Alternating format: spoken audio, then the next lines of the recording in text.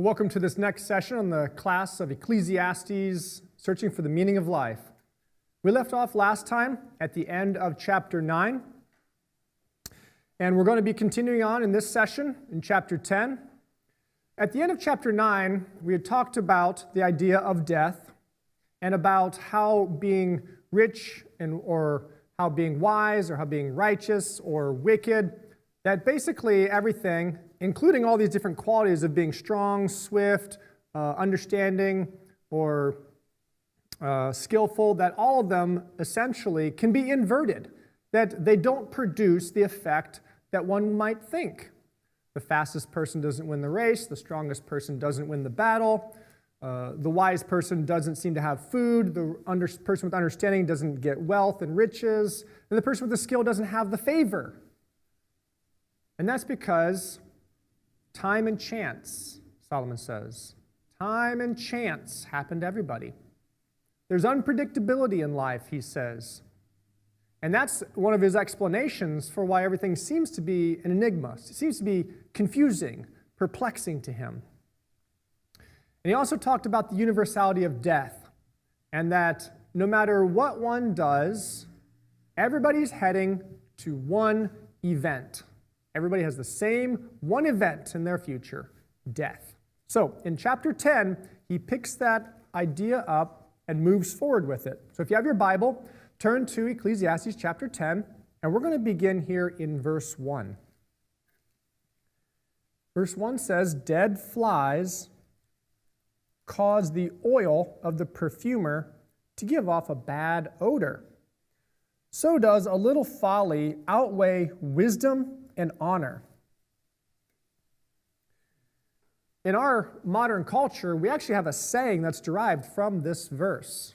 If you ever hear anybody talk about a fly in the ointment, that expression comes from Ecclesiastes chapter 10, verse 1, where to have a fly in the ointment or a fly in the perfume here, the oil of the perfumer, that's just a fragrant oil, it ruins the fragrant.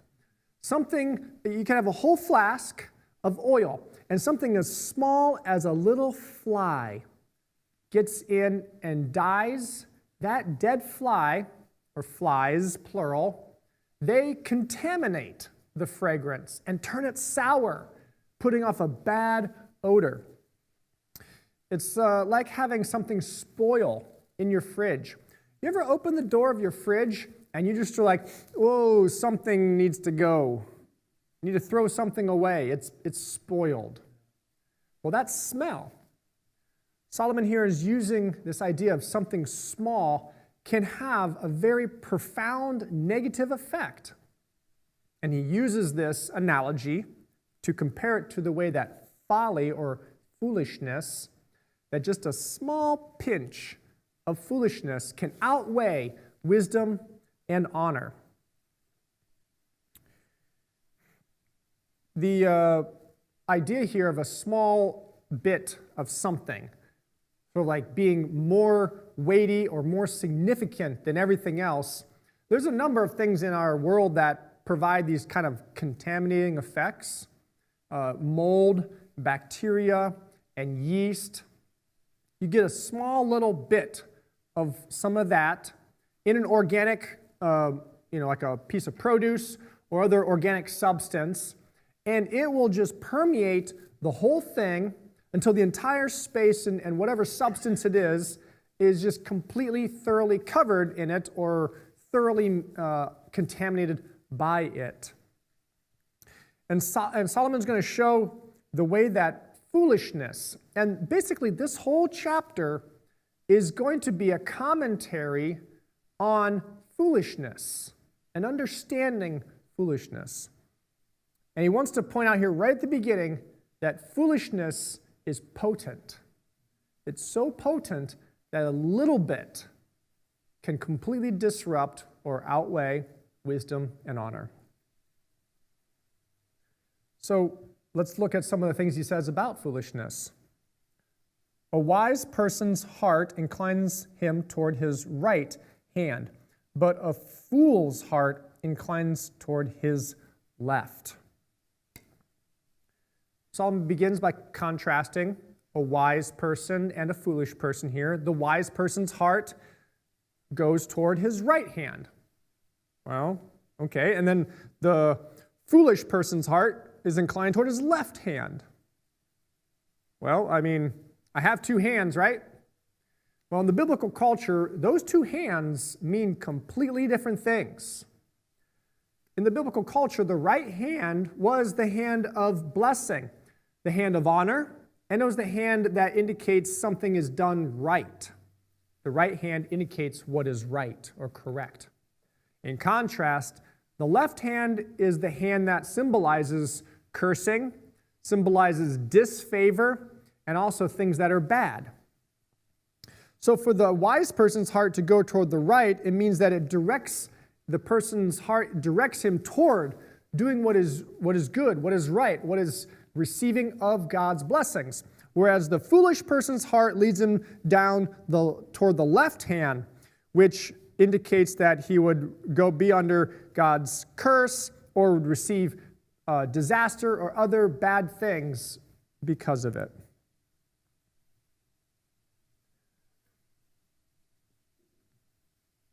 Solomon continues on in verse 3. He says, "And also, when the fool walks on the road, his understanding fails him. And he says to everyone that he is a fool." Well, there's no real contrast here, but Solomon's just trying to characterize a fool. And he does this by what happens when you meet a fool. He says that it will be obvious that when you meet a fool, because his understanding will fail him. And he'll tell everybody that he's a fool. Now, what exactly does that mean? Does he parade around and say, "Hey guys, I'm a fool. Hey, welcome, I'm your friendly neighborhood fool"? He doesn't announce himself like that.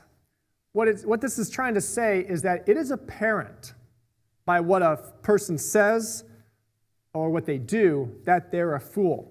Their foolishness reveals itself. It's clearly demonstrated each time the fool opens their mouth or does anything.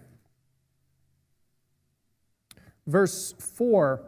Now this verse kind of departs from his explanations about a fool for a moment because it doesn't seem like there's any connection. But he's offering a piece of wise advice here. He says that if the spirit of the ruler, which would just refer to the ruler's heart, their disposition and attitude. If the spirit of the ruler rises up against you, so if the person who's in charge gets upset with you, do not leave your place, for calmness lays great offenses to rest. What Solomon's trying to suggest here is how to handle being in the presence of somebody with authority or your superior, and if they have anger towards you, you've angered them, or they're angry about something with which you're the object. Their anger is directed towards you. He says, do not leave your place. This is interesting for him to say because previously he talked about when you're in the presence of a king and the king tells you what to do, you're supposed to leave immediately and go do it. You're not supposed to stay there and oppose him or argue with him about it. But that's a different context. Because here, it's not about the king or the ruler giving a command.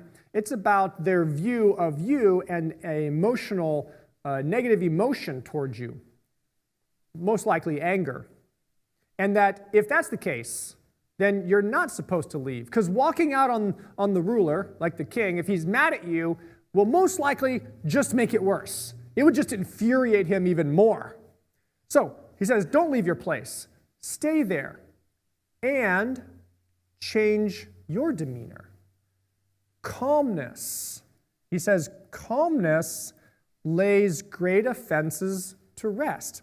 So if you have offended the person in authority, the leader, such as the king, stay there and present yourself with a calm demeanor.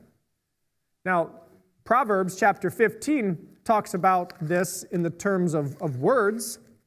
It says that a gentle response turns away rage, but a hurtful word increases anger.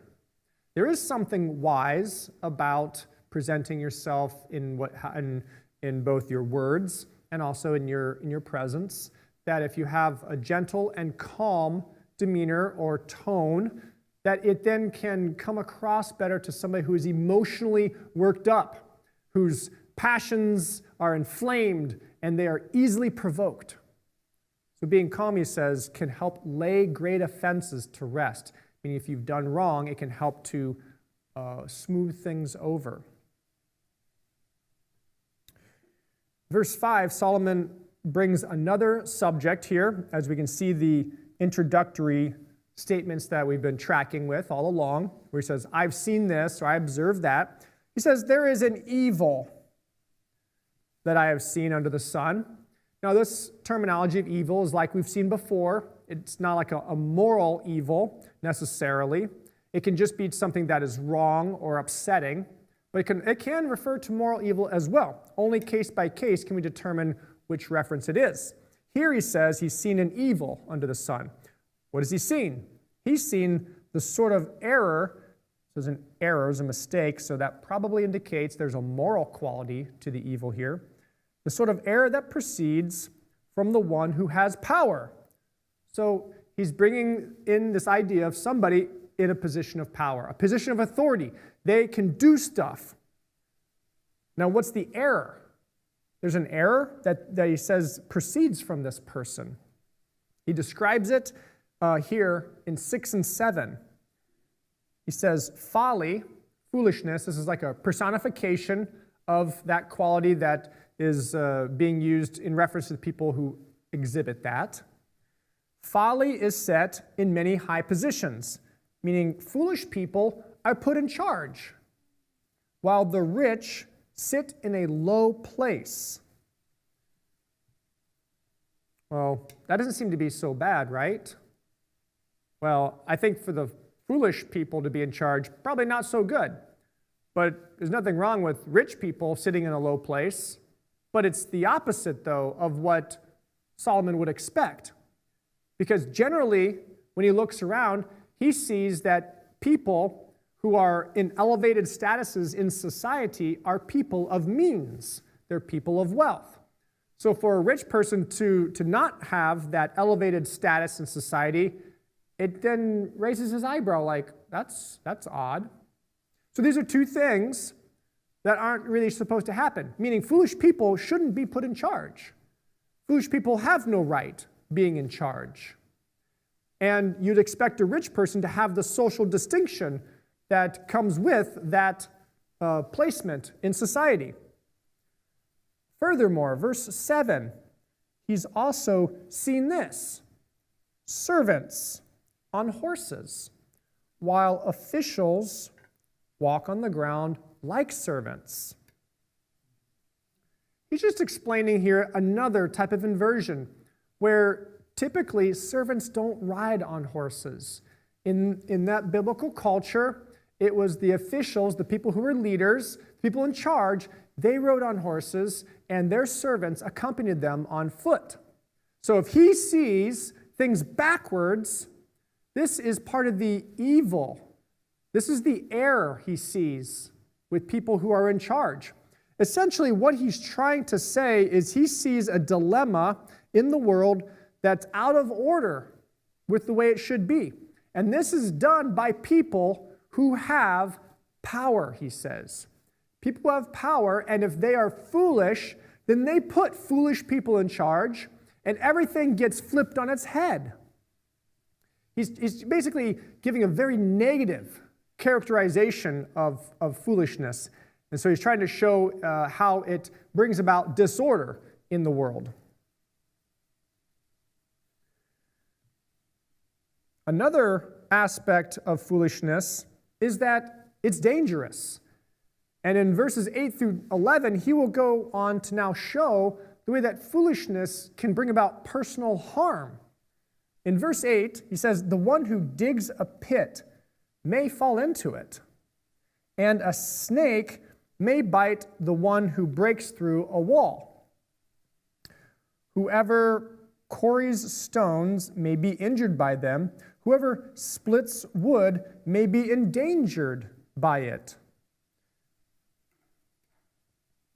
These four scenarios here, the one about digging the pit, the one about breaking through the wall, the one about quarrying stone, and the one about splitting wood.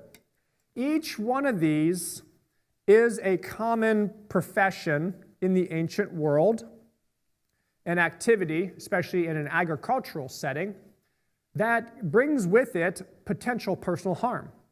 If you dig a pit, there's a possibility that you will end up in it.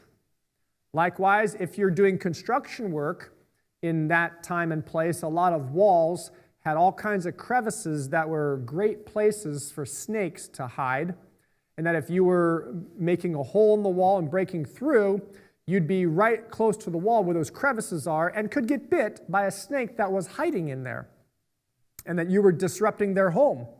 Furthermore, if you are quarrying stone or cutting stones, if anybody's ever been to a quarry, stones are very big and very heavy, and you're right next to them. They could fall on you, and that would be fatal for sure.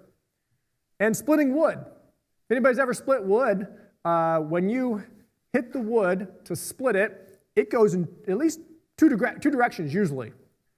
And sometimes it goes in two directions very fast and far, and if somebody's standing there, usually you tell them to move back because they're within a radius of potential harm from flying objects like pieces of wood. In verse 10, taking this wood splitting idea, he then brings forth a metaphor from it. If the iron, basically the iron head of the axe, if it's dull and one does not sharpen the edge, then he must use more strength. But wisdom brings success. In addition, if the snake bites before it is charmed, then there's no advantage to having a charmer.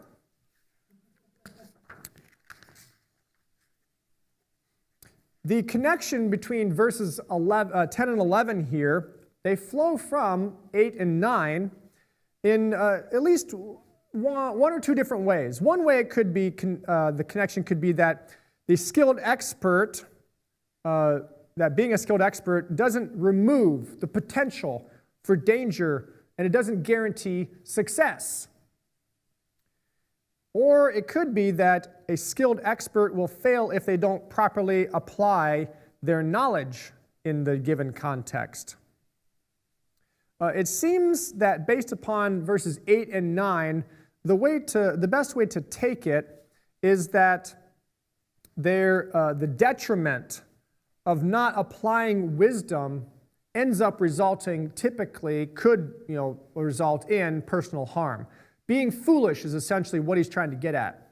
That if you're trying to split wood with a dull axe, or you're not charming the snake properly, bad things result.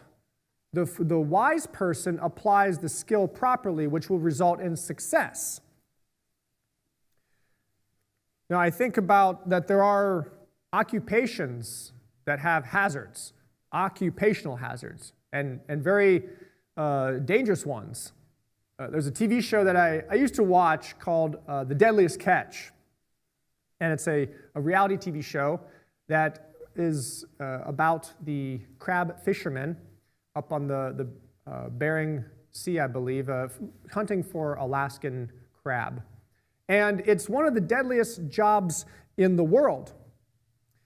These fishermen go out to sea for extended lengths of time on a small boat, and they face 40-foot waves, these 700-pound crab pots, which can easily cause injury if hit by one or if one gets dropped on you, which that happens in the show. And then there's swinging booms that can catch you in the head. There's dozens and dozens of sharp-pointed pinchers always looking for waiting for a available appendage to clamp onto. And there's freezing temperatures as well with getting soaking wet. Applying wisdom in those situations would help to remove some of those perils. But being foolish is what brings on a lot of the incidents that you see in the show. A lot of the things that create the drama happen around people not doing what they're supposed to be doing. Foolish mistakes. Now, Solomon transitions to talking about wisdom only then to then set up the next description of foolishness. And the foolishness of this section is that it's delusional. Foolishness brings a delusion. He says, the words of a wise person's mouth are gracious. That's on one side. But the lips of a fool, which refers to what the fool says using their lips, say metonymy, they swallow him up. So the words of a wise person's mouth are gracious. If the parallelism with the second half lends to understanding how they're gracious, it seems that it would indicate that the wise person receives favor or grace toward them by what they say. Their wise words engender people's favor to them. Unlike the lips of a fool, what a fool says ends up coming back to bite them. The lips of a fool swallow him up. Now, how does that happen? Well, in verse 13, he says that in the beginning of the words of his mouth is foolishness, and the end of his mouth is hurtful madness.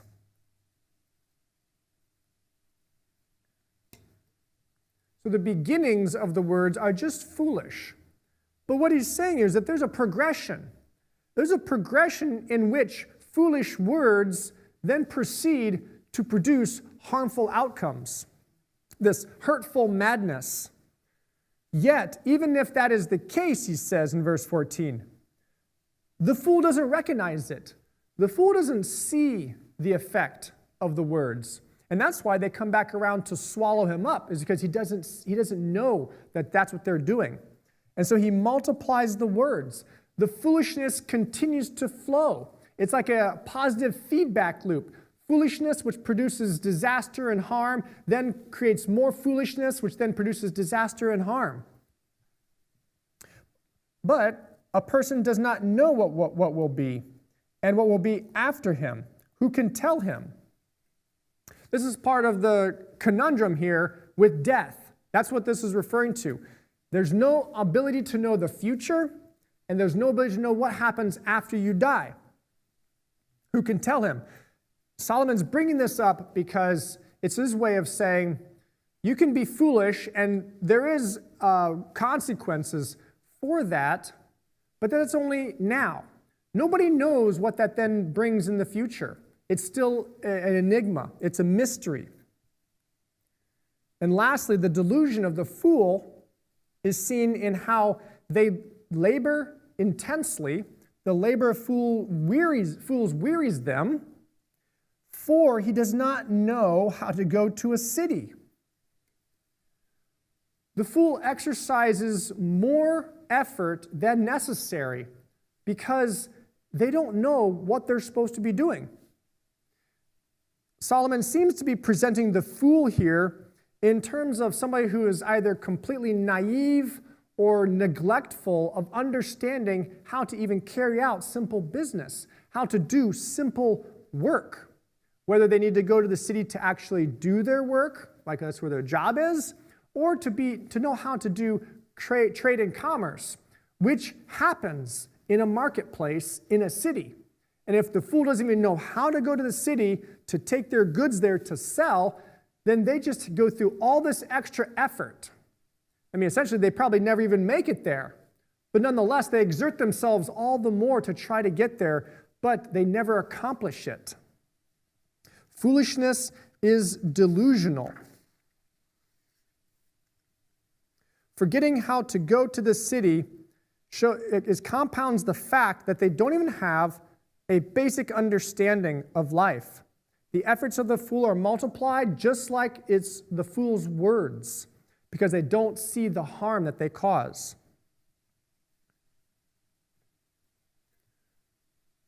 The next section, starting in verse 16, woe to you, O land, when your king is a youth and your officials feast in the morning.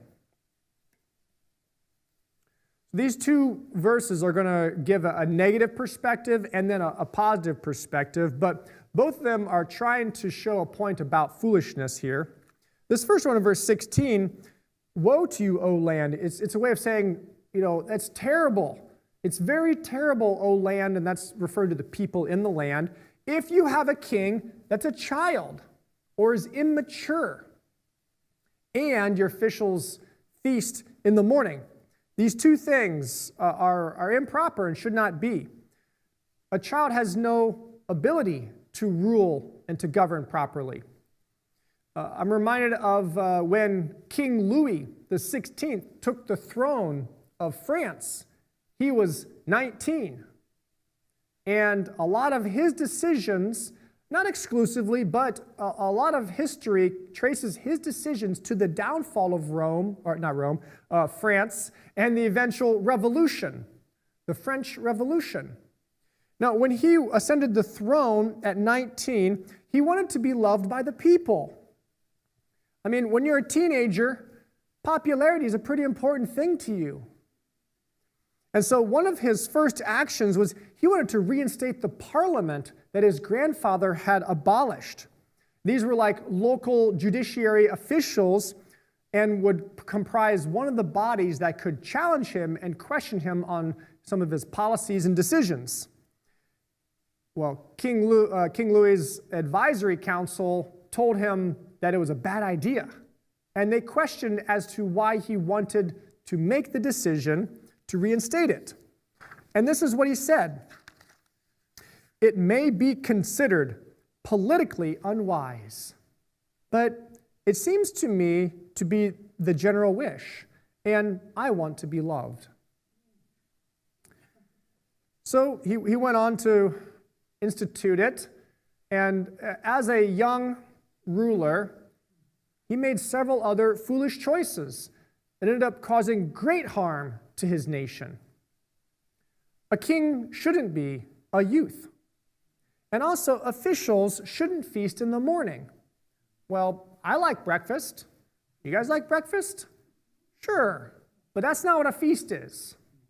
This is referring to the feasting which comprises a large ornate banquet, usually consisting of entertainment and music and drinking of wine, typically.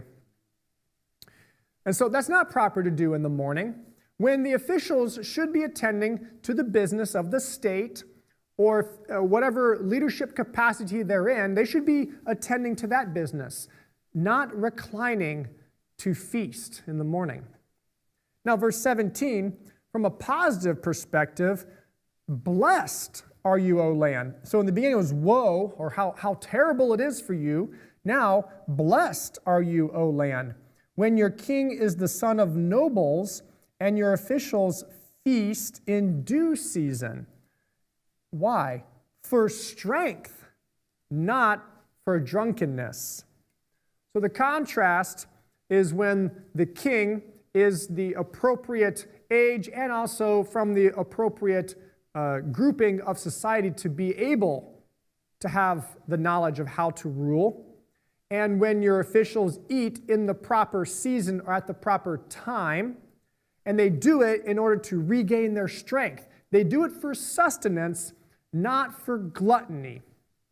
This is what then results in a land to be blessed, that the wisdom of that in contrast to the foolishness of verse 16, which spells disaster for the land. Verse 18, another verse on foolishness here, this time characterizing it as laziness and idleness. It says, by laziness the rafters sag, and through idleness of the hands the house leaks. These two things are very reminiscent of traditional wisdom from Proverbs. I think I'll want to read to you guys Proverbs 24. Proverbs 24, verse 30, says, I passed by the field of a lazy person and by the vineyard of a person lacking sense. And behold, it was all overgrown with thistles. Its surface was covered with weeds, and its stone wall had fallen down. When I noticed, I paid attention. I observed, and I learned this lesson. Just a little more sleep, a little more slumber, a little more folding of the arms to lie here. And your poverty will come like a robber, and your needs like an armed man. There's a lot more Proverbs that talk about laziness and idleness. And all that Solomon is trying to bring forth here is to the idea that to be lazy then has a detrimental consequence with it. The rafters sag, meaning that the house falls into disrepair and ruin, and through idleness of the hands, the house leaks. This probably refers to mismanagement of money. Could be literal as well, to where the house actually has roof leaks, and during rainy season, it would then leak through the house because that roof is not repaired. So it could have a figurative reference or a literal reference. Then in verse 19, people make food for laughter, and wine gladdens one's life, and money answers everything. Now that's an interesting phrase there at the end of verse 19. Money answers everything. I don't think Solomon here is relying on money as kind of the end-all, be-all, and that if you have money, then all your life problems are solved. Money's the answer to everything. That's not the wording we should take away from. Here, in the context of enjoying the fruit of one's work, which this harkens back to the instruction of enjoying one's life by eating and drinking and being merry in one's heart. Here, food for laughter, wine gladdens one's life, and this is accomplished through money. Money brings these things about. Working hard then produces a revenue. And Solomon says elsewhere that is supposed to be enjoyed by the one who labors. The fruit of one's labor is supposed to be enjoyed by them. And that is done by using the money to then purchase and acquire the implements of the basic necessities of life, like food and drink. All right, as we come here to the final verse, Ecclesiastes chapter 20, verse 20 in chapter 10. Lastly, Solomon says to conclude this section, do not curse the king. We've been talking about people in authority, such as kings and rulers. So that's in his mind here. Do not curse the king. No, not in your thoughts. And do not curse the rich either in your bedroom. So neither one should be cursed by you, king or rich. For a bird of the air may carry your voice, and that which has wings may tell the matter. There's another modern expression that comes from this verse, which is if you ever read that somebody says, a little birdie told me so. That's derived here from Ecclesiastes 10:20, where a bird of the air will carry what you say, will whisper it to somebody else, or something that has wings, which is also a winged creature like a bird, will tell the matter to another person. We use the phrase to refer to when you hear things from somebody else that you could say, a little birdie told me this such and such a thing. The advice here that Solomon's offering is that you're not supposed to speak ill of the ruler like the king, or the people who have higher privilege than you in society like the rich, because you never know who might be listening. It is foolish to talk bad about somebody behind their back, because if they find out that you did so, it would then be dishonorable to you. You would then be the fool in that circumstance. So he's coming around to talk about foolishness again in a positive light of don't do this because that is foolish and could have serious repercussions for you. In the ancient culture, if there were things said about the king and the king learned about them, you might get arrested. You could get arrested for insubordination or sedition or for any other types of transgressions against the throne. So the final exhortation here is to use wisdom with your words, to know that you should not say things like a curse or other negative statements about anyone behind their back because someone might always be listening. Well, that concludes Ecclesiastes chapter 10. And as we come back in the next session, we're going to be entering toward the home stretch in chapter 11. So we'll see you then.